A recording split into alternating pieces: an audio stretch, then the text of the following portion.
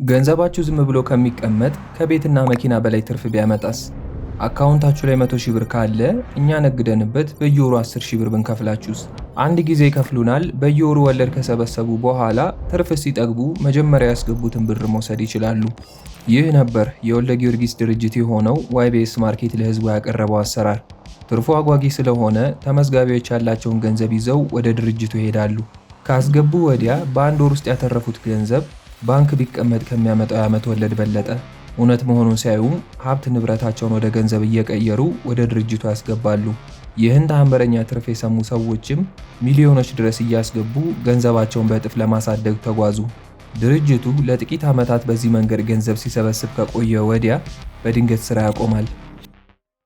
እንዴት አንድ 9ኛ ክፍል ያቋረጠ ከገጠር በእግሩ አዲስ አበባ ገባው የሚል ደላላ የተማረውን የአዲስ አበባ ህዝብ ገንዘብ ሊሰበስብ ቻለ? ወልደ ጊዮርጊስ ይልቃል የተወለደው በምዕራብ ጎጃም ደንበጫ ነው። ቤተሰቦቹ በግብርና ስለሚተዳደሩ ተምሮ እንዲመረቅ ቢፈልጉም ወልደ ጊዮርጊስ ግን 9ኛ ክፍል እንደደረሰ ትምህርቱን አቋርጦ ለመስራት ይወስናል። አንድ ሰው ውሃ ሳይጠጣና ሳይተኛ ከ3 ቀን በላይ መጓዝ ባይችልም ወልዴ ግን በኪሱ 7 ብር ብቻ ይዞ 4 ቀንና ሌሊት በእግሩ ተራምዶ አዲስ አበባ እንደገባ ይናገራል። በቃ ያለኝ አማራጭ በእግሬ ተጉዤ የመኪና አስፓልት ይዤ አዲስ አበባ ገባለሁ ብዬ ነበር እንትን ያደርኩኝ። በ4 ቀን አሳካሁት። 4 ቀንና ሌሊት ነው የተጓዝኩት። ግን አዲስ አበባ ገብቶ ጎዳና እየተኛ የቀን ስራ ይገባል። ከዚያም ጀሞ ኮንዶሚኒየም በመሄድ ዕቃ በመሸከም መኪና በመጠበቅና በማጠብ ራሱን ለመለወጥ ይጥራል።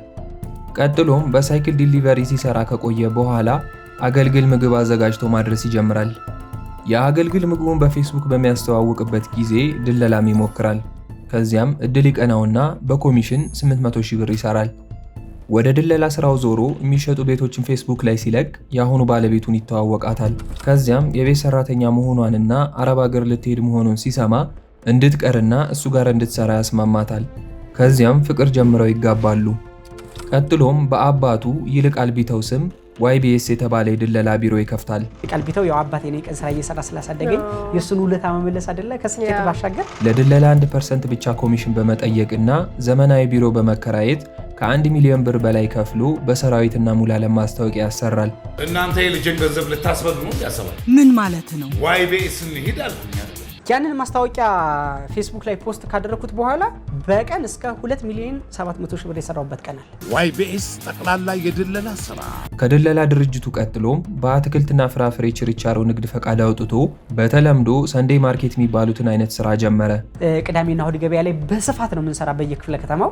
እሱ ላይም ከፍተኛ ትርፍ ነው ያለው። ከዚያም ሽንኩርትና ቲማቲም ከገበሬዎች አምጥቶ እየሸጠ ትርፋማ ይሆናል። ወደ ፈሳሽ ሳሙና ዋይቢኤስ ፈሳሽ ሳሙና ገባን ማለት ነው። ላርጎ ማምረት ሲጀምር ደግሞ ቤተሰቦቹንና የማህበሩ አባላትን በየወሩ 100 ሺህ ብር በ3 ወር 1 ሚሊዮን ብር እንደሚሸልም ቃል ገብቶ ነበር። ከዚያም ማዕድ ማጋራት ፕሮግራሞችን በማዘጋጀት ሰዎችን ይረዳል። ሰዎች በዚህ ልክ የተቸገሩ የማይመስላቸው ሊኖሩ ይችላሉና በጎረቤቶቻችን ያሉትን ብንፈትሽ በችግር ውስጥ ያሉ በሚዲያዎች ላይ ቀርቦም በተደጋጋሚ የድንግል ማርያምን ስም ይጠቅሳል። እማምላክ ምስክሬ ናት። እስከ ዛሬ ያለውን እማምላክ የጭንቃ ማላጅቷ እስከ ዛሬ ለምኛት የነሳችኝ ነገር የለም። ማለት አላመንኳትም። መጀመሪያና እንዴ አላመንከኝም ብላ ማርያምን በይስላት ማርያምን አለችኝ እና ከዛ በኋላ ማመን ጀመርኩ። እማምላክ ምስክሬ ናት። እኔ በማርያም ቀልድ አልዋሽም። በማርያም እኔም ማርያምን ስላታምነኛለች እሷም ማርያምን ካለችኝ አምናታለሁ። የምናወራው በቃ እውነት ነው ማለት ነው። እኔ እስከ 9ኛ ክፍል የተማርኩ ነኝ። የአመራር ብቃት ኑሮኛል። ለምን ማምላክ ፈቅዳ ያረጋችልኝ ነው። ድንግል ማርያም ለምኛትና ጠይቂያት ያልሰጠችኝ ነገር የለም። ይህም ሰው ረጂና ጠንካራ ሃይማኖት ሰው ነው በሚል በህዝብ ዘንድ የበለጠ ታማኝ ያደርገዋል። ወልዴ ንግዱን ለማስፋፋት ጥምረት ለህብረት የሚባል ማህበር ጀምሮ በአመት 100% ትርፍ ቃል እየገባ ስራ ለሚፈልጉ ሰዎች በ20 ሺህ ብር አክሲዮን ይሸጥላቸውና በፌስቡክ የድለላ ስራ ያስጀምራቸዋል።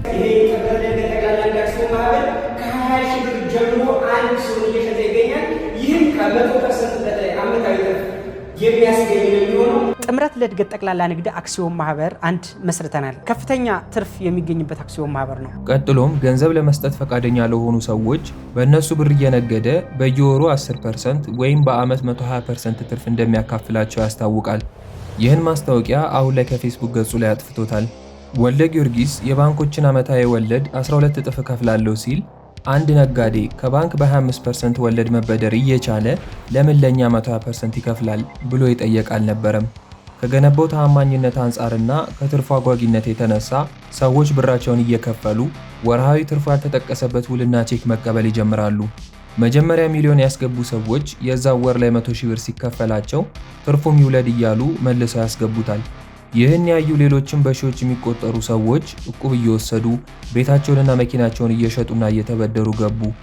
ወልደ ጊዮርጊስ እውነት ብሩን ወስዶ ሽንኩርትና ላርጎ እየነገደበት ይሆን ይህን ታምራዊ ትርፍ የሚከፍላቸው ወይስ ሌላ አሰራር አለው?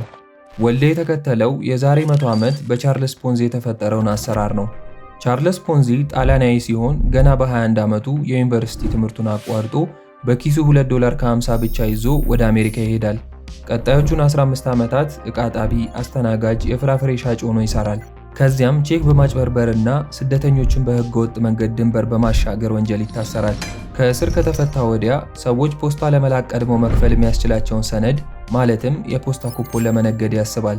ከዚያም እነዚህም ኩፖኖች በርካሽ ከውጭ ገዝቶ በአሜሪካ ውስጥ ከፍተኛ ዋጋ ካላቸው የፖስታ ቴምብሮች ጋር በመቀያየር ትርፋማ ለመሆን ይሞክራል። ስራው ሲያከስረው ብር የሚሰጡት ሰዎች ካሉ በእነሱ ብር ነግዶ ትርፉን በ90 ቀን ውስጥ እንደሚያካፍላቸው ቃል እየገባ ገንዘብ መሰብሰብ ይጀምራል። ከዚያም ቀድሞ ለገቡት ሰዎች የንግድ ትርፍ ነው እያለ ቀጣይ የገቡትን ሰዎች ብር ይከፍላቸዋል። ቀድሞ የገቡትም ትርፉ ይደግ እያሉ ብሩን ከነ ትርፉ ያስቀምጡታል። ይህን ያዩ አዳዲስ ሰዎች ደግሞ እየከፈሉ ይገባሉ። በዚሁ መሰረት ለነባሮቹ የአዲሶቹን ብር እየከፈለ ይቀጥልና ከ40,000 በላይ ሰዎች ጋር ይደርሳል። ስለ እውነተኛ ስራው አንድ ጋዜጠኛ አጣርቶ ሲያቀርብ ኢንቨስት ያደረጉ ሰዎች ብራቸውን ለማውጣት ሞከሩ። ብሩ ለነባሮች እየተከፈለ ስላለቀ ቻርልስ ፖንዚ በፖሊስ ታስሮ የ4 ዓመት እስር ተፈረደበት። የተበሉትም ሰዎች ከዓመታት ክስ በኋላ የብራቸውን ሩብ ብቻ አገኙ።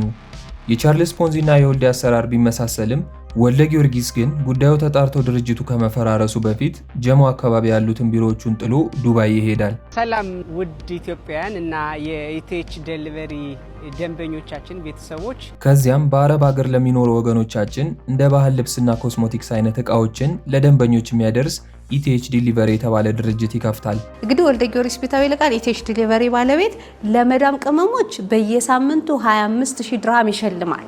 ደንበኞችን ለመሳብ በሱ ዲሊቨሪ ለሚጠቀሙ ሰዎች በየሳምንቱ 25,000 ድርሃም የሚያሸልም የሎተሪ ዕጣ ያዘጋጃል።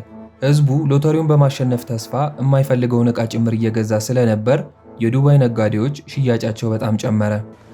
ለነጋዴዎች ደግሞ ከዚህ በፊት ሽጠውት ከሚያውቁት በላይ ሞር እንዲሸጡ አደረጉ። ለምን? ሰዎች ዕጣው እንዲደርሳቸው ከፈለጉት በላይ ይገዛሉ። ይህ ሚሊዮን ብር የሚያሰጠውን የዲሊቨሪ ዕጣ የማሸነፍ ህልም ከነበራቸው ሰዎች መሃልም እቺ ሴት ትገኛለች። በእርግጥ ዕጣ እንዲደርሰኝ ብዬ ሁሌ ዕቃ ገዛ ነበር፣ 25,000 ድርሃም እንድትደርሰኝ። ስሟ ሜላት አለም ሲሆን ራስን የማበልጸግ አስተማሪ እንደሆነች ትገልጻለች። ከሞቲቬሽን እና አትራክሽን ጋር የተያዙ ሀሳቦችንም ታወራለች። የዩኒቨርስ ቁልፍ በእጇ እንዳለ፣ ቁጥሮች እንደሚገዙላትም ትናገራለች። በባዶ እግር ሸክላ ላይ በመሄድና ዛፎችን በማቀፍ ከተፈጥሮ ጋር አንድ እንሁን አይነት ፍልስፍናዎችም አሏት። 2 መጽሐፍቶችንም አረብ ሀገር በሰው ቤት እየሰራች ጽፋለች። ይህን ሁሉ መከፍለው ግን እዛ የመዳም ቤት ሁኜ በስሊፐር ጫማና ሳልተኛ በሻሽ ተሸፍኜ በቀን አንዴ እየበሉ 1 ክንድ መሬት ላይ እየተኛው ነው። ቬሎ ተከራይታና ጸጉሯን ተሰርታም ማይታይ የማይጨበጠውን ስኬት የተባለ ባል እንዳገባች ትገልጻለች። እና ተሞሸረው አገባው።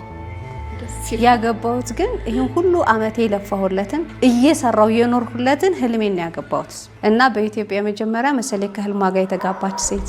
በወልዴ ድርጅት ኢቲኤች ዲሊቨሪ የመሸለም ህልሟ አልሳካ ሲል 3ኛ መጽሐፏ ላይ የድርጅቱ ምልክት በማስገባት የወልዴን ትኩረት ለመሳብ ሞክራ ይሳካላታል። መጽሐፌ ላይ ሎጎን አስገቢው የሚል ድምፅ ተሰማኝ። በውስጤ የውስጥ ድምፅ ኢንቴንሽን ይባላል። መጣ ሎጎ አስገቢ የሚል ከበሩ ላይ የኢቲኤች ዲሊቨሪ የሚል እንዲገባ ድምጽ ተሰማ ከውስጤ። ወልዴም የሷ ቲክቶክ ስም ላይ ያየውን 88 ቁጥር ይወደዋል። ወደ ፕሮፋይል ሲያይ ምን አለ 888 ሚል አለ። 888 የ666 ተቃራኒ እንደሆነና ባለጸግነት መጥሪያ እንደሆነ ይገልጻሉ። በአዳዊ አምልኮ አምላኪ አይደለሁም፣ ግን እግዚአብሔርን የሰጠኝን ጥበብ እጠቀምበታለሁ። የዩኒቨርስ ቁልፍ እኔ ጋር አለ። ወልዴ በቁጥሩ ልክ 888 መጽሐፍ ይገዛታል። እዛው ላይ እንዳለው ህይወት የተቀየረ በአንድ ሰው በወልደ ጊዮርጊስ ቤታዊ ይልቃል 8888 መጽሐፍ እገዛታለሁ አለ። ይህ ማለት 3.5 ሚሊዮን ብር ማለት ነው። እሷም የኔ መልአክ ነው ትላለች። ወልደ ጊዮርጊስ ቢተው ይልቃል የኔ መልአክ ነው እለዋለሁ። ይህን ስናገር ደግሞ ሪስፖንሲቢሊቲውን ራሴ ወስጄ ነው። ወልዴ ይህንን ቁጥር ወስዶ 888 የሚባል ድርጅት ከመሰረተ ወዲያ በኢቲኤች ዲሊቨሪ ዕቃ ለሚገዙ ሰዎች የዕጣ ተሳታፊ የሚያደርግ ካርድ ይሰጣቸዋል። ድርጅቱ ከሚያመጣው ገበያ አንጻር በየወሩ የሚሰጠው 100,000 ድርሃም ስለከበደው ትንሽ ቆይቶ እንደ YBS ሰው ለመሰብሰብ በሚል ሲያደርግ የነበረውን ሽልማት ከሎተሪ ፈቃድ ጋር በተያያዘ ሰበብ ያቆመዋል። ኢትዮጵያ ያለባት የውጭ ዕዳ በ4 ዓመት ውስጥ ከፍላ መጨረስ የምትችልበትን አቅም መፍጠር ነው። ከዚህ ድርጅት ወዲያ ወልዴ የንግድ አማካሪ ከሚለው AI በመኮረጅ እንደዚህ አድርጌ የኢትዮጵያን ዕዳ በ5 ዓመት እከፍላለሁ ይላል። ከኢትዮጵያ ውጭ ያሉ ዜጎቻችን 2.6 ሚሊዮን ናቸው። አማካኝ ገቢያቸው ደግሞ $327 ነው። በወር 850 ሚሊዮን፣ በአመት ደግሞ 10 ቢሊዮን ዶላር ማለት ነው። ይህ ገንዘብ እንደ ማክዶናልድ አይነት 40,000 ቅርንጫፍ ያለው በርገር ቤት ብንከፍትበት በአመት 13 ቢሊዮን ዶላር አትርፈን በ5 ዓመት 50 ቢሊዮን ዶላር እንሰራና የሀገራችንን ዕዳ እንዘጋለን። በመጀመሪያ 2.6 ሚሊዮን ኢትዮጵያውያን በአመት 10 ቢሊዮን ዶላር የሚያጠራቅሙት ሳይበሉ ሳይጠጡና ቤተሰብ ሳይረዱ ነው። የአመት ገቢያቸውን ምንም ሳይጠቀሙ ለወልዴ ቢሰጡት እንኳን እንዴት ነው በ86 ዓመት እዚህ የደረሰው ማክዶናልድ አይነት ድርጅት በአንድ ዓመት ብቻ የሚከፍተው? በጥቁር ገበያው ብር ስትልኩ ብሩ ሲመነዘር ቁጥሩ ቢጨምርም ዋጋው ግን አይጨምርም የሚለው ሌላኛው በኤአይ የታገዘው ቅዠቱ ነው። አንድ የዩናይትድ አረብ ኤሚሬት ድርሃም በባንክ ሬት 42 ብር አካባቢ ነው እየተሸጠ ያለው። በቲዩ ገበያ ደግሞ ከ49 እስከ 50 ድርሃም ድረስ ነው ነጋዴዎች እየገዟቸው ያላችሁ። ታዲያ ይሄ እንዴት ነው እናንተ የተሻለ ያገኛችሁ ወይም ብላክ ማርኬቱን የምትመርጡት የተሻለ ጥቅም የሚያስገኛችሁ መስሏችሁ ነው? ግን ያ አይደለም ነባራዊ ሁኔታ። ብራችሁን በጥቁር ገበያ ከምትልኩ በእኔ በኩል በሐዋላ ላኩና ከጥቁር ገበያ ጋር ያለው ልዩነት 10 እጥፍ ከባንክ የምትበደሩበትን እድር አመቻቸው ይላል። መኖሪያ ቤት ማሰራት ብትፈልጉ ንግድ ባንኮች 10% ቆጥባችሁ ወይም እዚህ በምትልኩት በህጋዊ መንገድ በምትልኩት ድርሃም 10% ብቻ ከፍላችሁ 90% መንግስት ብድር አመቻችቶላችሁ እንትን የምታደርጉበት ነው። ይህ እድል ንግድ ባንክ ለዳያስፖራዎች ያስቀመጠው ሲሆን እሱ እንዳለው በ90% ብድር ቤት ለመግዛት የምትችሉት ከዱባይ መንግስት የደሞዛችሁ ማረጋገጫ ካመጣችሁ ብቻ ነው። ደሞዛቸውን በእጅ ለሚቀበሉ አብዛኞቹ ሰዎች የብድር እድሉ እስከ 50% ብቻ ነው። ከባንኩ ጋር ቀጥታ እናንተ ኮሙኒኬት ማድረግ ትችላላችሁ። በአጭሩ ወልዴ ከሱ ውጪ ልታገኙት የምትችሉትን አገልግሎት በሱ በኩል ሄዳችሁ የመመዝገቢያና የደንበኛ ማምጣት እንዲያገኝበት እንጂ የተለየ ጥቅም አላቀረበም። ኢቲኤች ፓስ የሚባለው ደግሞ ከተማዎች ላይ ያሉ ካሜራዎችን በመጠቀም ሰዎችን በፊት በመለየት ወንጀለኞችን ለህግ ማቅረብ የሚችል ሌላ ሀሳብ ይዞ መጥቷል። ይህ በቻይና የተተገበረ ቴክኖሎጂ ሲሆን ከፍተኛ ገንዘብና እውቀት ይጠይቃል። በምናብ ያለ መሬት ላይ ያልወረደ ነገር ነው። በኤአይ ዘርፍ እኛ ማሽን ለርኒንግ ላይ በደንብ ዲቴል እየሰራን በቅርቡ ከ6 ወር በኋላ ይፋ የምናደርገው ኤጀንቲክ ኤአይ ሞዴል እያለማን ነው። ከዚህ ውጪ በኤአይ ሀሳብ አመንጭነትና ፎቶ አቀናባሪነት ብዙ ድርጅቶችን እንደሚከፍት ይናገራል። ከነዚህ ድርጅቶች መሃል ራሱ ኤአይ አለበት።